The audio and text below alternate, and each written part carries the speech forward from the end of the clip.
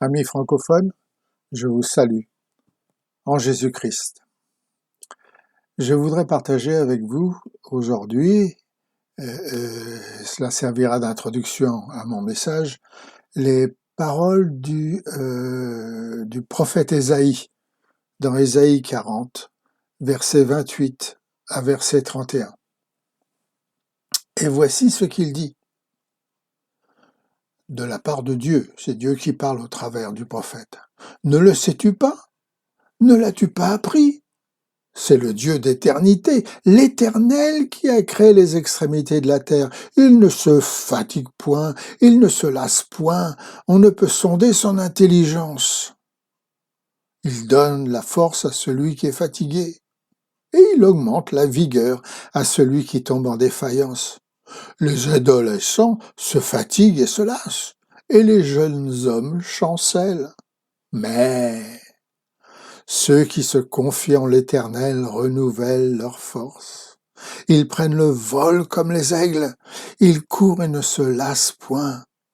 Ils marchent et ne se fatiguent point. Alléluia. Dieu bénit les jeunes comme il bénit au travers de ce passage les anciens que certains d'entre vous et moi, nous sommes. L'autre jour, alors que je vendais le journal En Avant dans une des rues de mon village en uniforme, une petite dame très pressée passa près de moi et sans me regarder me lança sa pensée personnelle que je dois le reconnaître m'a fait sursauter. Il est bien pourri le monde dans lequel on vit. Et sans ajouter un autre mot, elle est partie et s'est noyée dans la foule. J'étais un peu surpris. Aurait-elle raison? Alors que je retrouvais mes esprits, ces paroles de la Bible vinrent à mon cœur. La terre et ses richesses appartiennent à l'Éternel. C'est lui qui tient dans sa main les profondeurs de la mer, et les cimes des montagnes chantent sa splendeur. Combien tes œuvres sont nombreuses, ô Éternel! Tu as tout fait avec sagesse, avec amour. Que tout mon être loue l'Éternel.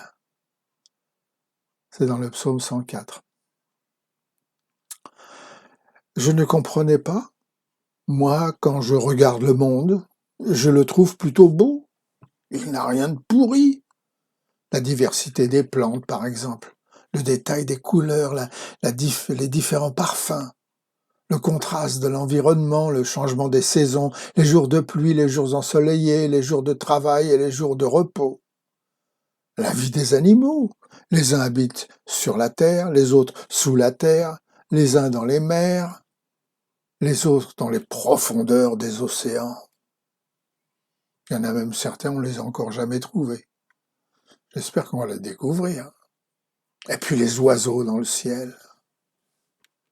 Et puis il y a aussi les défis que la vie me lance jour après jour. Alors que lorsque je regarde notre monde, la terre, les mers, les plaines, les vallées, les collines, lorsque je constate que tout a sa place et un but selon un ordre et une discipline bien précis,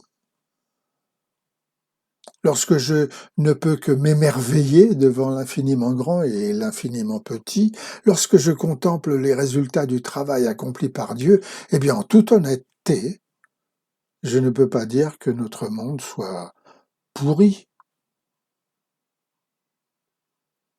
Oui, mais alors, qu'est-ce qui est pourri dans ce monde? Est-ce que c'est l'homme, Major? Je sais, nombreux sont ceux qui parmi nous proclament haut et fort que oui, l'homme est pourri. Eh bien là encore, je suis désolé de vous décevoir, mais c'est inexact. Selon la Bible, qui est la parole de Dieu, nous sommes sa plus belle création, la pièce de résistance, la cerise du gâteau, une œuvre de génie, le summum bibendum de l'univers. Ce n'est pas moi qui le dis, c'est la Bible. Genèse, chapitre 1, verset 26. Faisons l'homme à notre image, selon notre ressemblance. Nous sommes créés à l'image de Dieu, verset 27. Créés bons, très bons, au verset 31. Nous sommes couronnés de gloire et de magnificence. Psaume 8, verset 6. Voilà pourquoi le psalmiste chante « Je te loue, Seigneur, d'être une créature si merveilleuse ». Avouez que c'est quand même pas trop mal, non? Bon oui, mais alors si le monde est bien et l'homme très bon, pourquoi y a-t-il dans l'air comme une odeur de pestilence plutôt désagréable? Il doit bien y avoir quelque chose de pourri dans notre monde. Tenez, Major, regardez. Ne trouve-t-on pas dans notre beau monde la richesse et la pauvreté, la force et la faiblesse, l'amour et la haine, la justice et l'injustice, la guerre et la paix, le maître et son esclave, et la peur? Ça existe, non? Même dans notre merveilleux monde. Alors vous voyez, il y a bien quelque chose de pourri dans ce monde.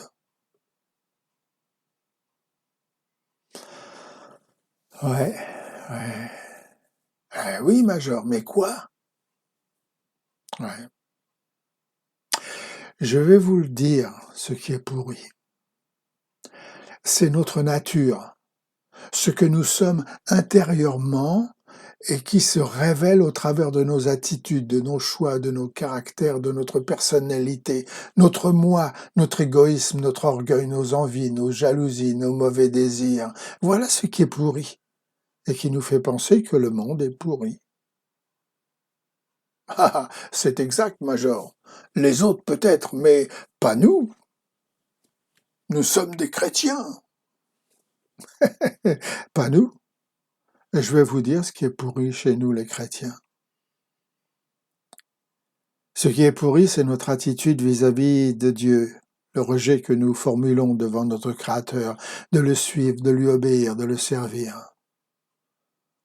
Ce qui est pourri, c'est cette vie que nous pensons vivre en enfant de Dieu, mais conditionnée selon nos circonstances personnelles, nos habitudes, nos traditions, nos exigences. Vie que nous osons appeler chrétienne. Ce qui est pourri, c'est cette indifférence que nous apportons à nos péchés, qui font de nous des hypocrites aux yeux de ceux que nous condamnons si facilement pour leurs péchés. Ce qui est pourri, c'est cette nature en nous qui, une fois adonnée au mal, devient incontrôlable et produit le péché en abondance et qui grandit et se propage aussi rapidement que le pissenlit pousse sur le gazon. Tenez, aussi vite que se reproduisent des souris dans une ferme en Australie.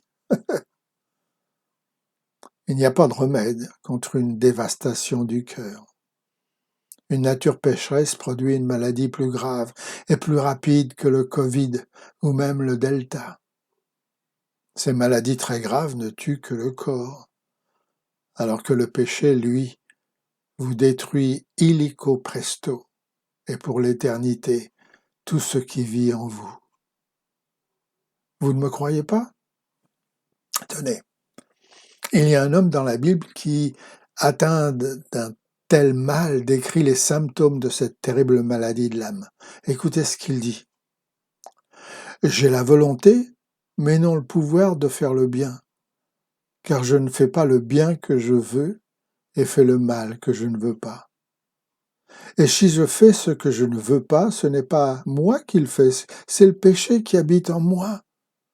Misérable que je suis, qui me délivrera de cette mort? Romains chapitre 7, verset 14, verset 15. Et non seulement nous, mais aussi l'humanité entière et toute la création souffre à cause de notre nature pécheresse. Romains chapitre 8, verset 22. Voilà pourquoi le monde est pourri. Il est pourri parce que tout homme à sa naissance est atteint de ce mal incurable qu'est le péché. Il ne peut y avoir de véritable paix, la paix du cœur, pas de véritable amour, pas de véritable bonheur, pas de véritable justice. Tout est factice, mensonge, leurre, prétention, vanité des vanités, tout n'est que vanité sous le soleil, proclame la Bible. Écoutez ce que dit une des doctrines de l'armée du salut. Nos premiers parents furent créés en état d'innocence, mais par leur désobéissance, ils perdirent leur pureté primitive et le bonheur. Et en conséquence de leur chute, tous les hommes sont devenus pécheurs entièrement mauvais, et pour cette raison, ils sont à bon droit exposés à la colère de Dieu. Et vous voyez, mes amis, comment pourrait-il en être autrement, puisque vous et moi savons très bien que nous ne pouvons rien contre le péché dans notre vie, à moins que Dieu lui-même, celui qui nous a créés, veuille bien et puisse transformer cette nature en nous, afin de nous rendre purs, délivrés de la puissance du péché. Et vous voyez, c'est bien là le message de l'Évangile. C'est bien là que l'Évangile trouve toute sa puissance. Non seulement parce que Dieu veut et peut nous pardonner nos péchés, nos rébellions, mais il peut et veut aussi nous libérer de cette nature pécheresse, afin que nos actes soient purs et justes. Il veut extirper ce qui est pourri en nous, le détruire et à sa place y mettre une nouvelle vie. Tenez, comme l'explique Jean dans son épître, 1 Jean chapitre 3 versets 9 à 10, une nouvelle vie à l'image de son Fils, afin que nous devenions une nouvelle créature dans laquelle il n'y a plus de mensonges, de prétentions, de vanité, d'égoïsme, d'orgueil, de sale caractère, de jalousie, de christianisme non engagé, de religion endormie. Certaines maladies atteignent certaines classes de la société. D'autres touchent certaines personnes qui ont un certain mode de vie. Le péché, lui, ne tient compte de rien. Il attaque tout le monde et se développe dans les cœurs les plus fertiles à une vitesse vertigineuse. Voulez-vous être délivré? La seule chose que vous ayez à faire, c'est de vous jeter dans les bras de Jésus-Christ. C'est de vous donner entièrement à lui. Car il est venu, nous dit la Bible, pour sauver son peuple de ses péchés. Matthieu chapitre 1, verset 21. Voilà pourquoi ce sauveur s'appelle Jésus, et qu'au beau nom de Jésus, le diable et toutes les puissances démoniaques tremblent, car il n'y a qu'un seul nom par lequel nous puissions être sauvés. C'est Jésus-Christ. Cela n'a rien à voir avec notre appartenance à une église, au beau travail que nous faisons dans la ville ou le village où nous vivons. L'uniforme de l'armée du salut ne peut rien contre le péché. Ni monsieur le pasteur, ni monsieur le curé, et encore moins l'officier de l'armée du salut. Seul Jésus-Christ, son sacrifice sur la croix, sa résurrection et sa vie dans notre cœur peut nous libérer de la puissance du péché en nous. Je vous l'assure, dit Jésus, tout homme qui commet le péché est esclave du péché. Si le Fils vous affranchit, vous serez réellement libre. Jean chapitre 8, verset 34. Alors vous voyez, c'est vrai. Le monde, il est pourri. Mais il ne tient qu'à nous qu'au travers de notre conversion personnelle à Dieu, cela change. Voulez-vous être la lumière d'espoir qui scintille dans un monde de ténèbres? Donnez-vous entièrement à Dieu, mettez en lui toute votre confiance. Lui seul peut vous délivrer de l'emprise du péché et faire de vous des messagers apportant au monde la bonne nouvelle d'un plein pardon et d'un salut éternel. Que le Seigneur vous garde et vous bénisse.